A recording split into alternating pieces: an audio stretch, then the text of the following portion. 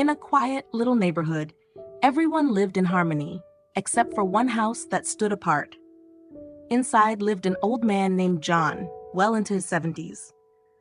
Unlike the cheerful neighbors, Mr. John always looked strict, distant, and silent. No one had ever seen him smile, and he never spoke to anyone.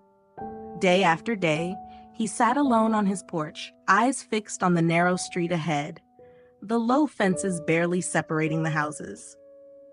With his furrowed brows and cold gaze, the neighborhood kids would shrink whenever they passed his house, hoping he wouldn't notice them. If he stood up or stepped outside, they would scatter in a flash. To the children, John was like a haunting figure, a shadow you didn't want to meet. Adults weren't much different. They kept their distance and whispered to one another.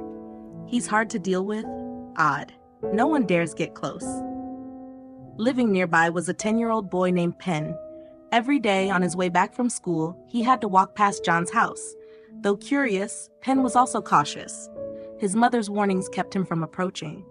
Most days, he'd sneak glances to see if the old man was watching. One day, he asked his mother, "Mom, why doesn't Mr. John talk to anyone? Why does everyone stay away from him?" His mom looked uneasy. "He's lived here for nearly 8 years, but I've never seen him visit a neighbor. He always looks grumpy.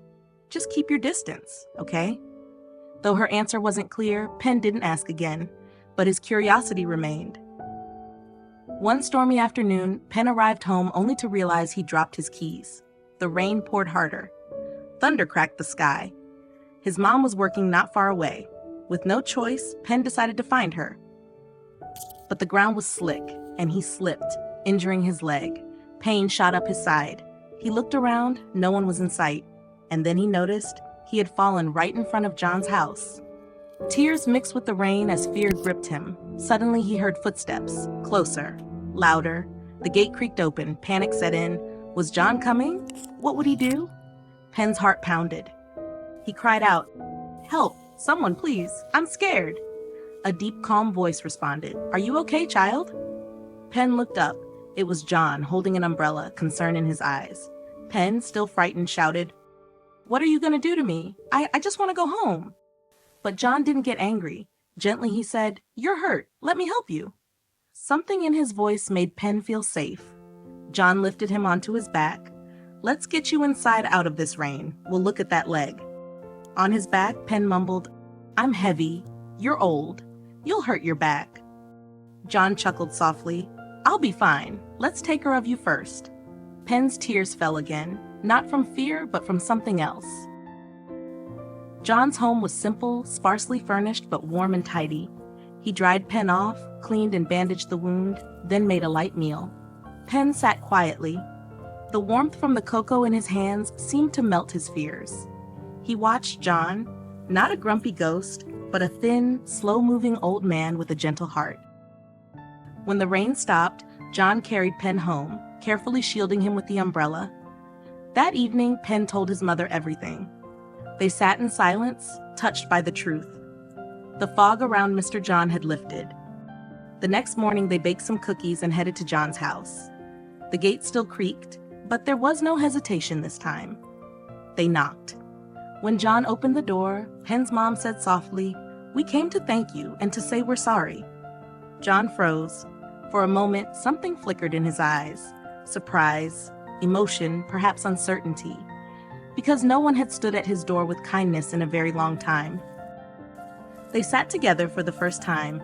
He shared memories of a lonely childhood, a lost wife, and chronic headaches that made him frown. He said he sat on his porch simply to feel a little less alone, watching people pass by, but never approached anyone, afraid he might bother them. That day, something changed. Distance gave way to warmth. Word spread quickly. The kids were no longer afraid. Some brought fruit and candy. Adults greeted him as they passed. A few elders even joined him on the porch to chat. Oddly enough, John's headaches faded.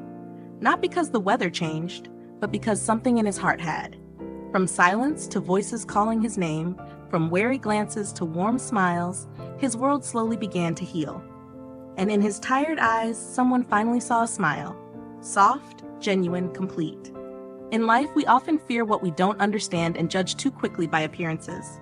But sometimes, behind a cold expression lies a wounded heart, a quiet soul simply waiting to be seen. A little compassion, one open door. That's all it takes to change not just a life, but a whole community. Because when kindness takes root, it blooms brighter than any spring. Thank you for listening to this story. If it touched you, please like and share to spread the warmth. See you next time.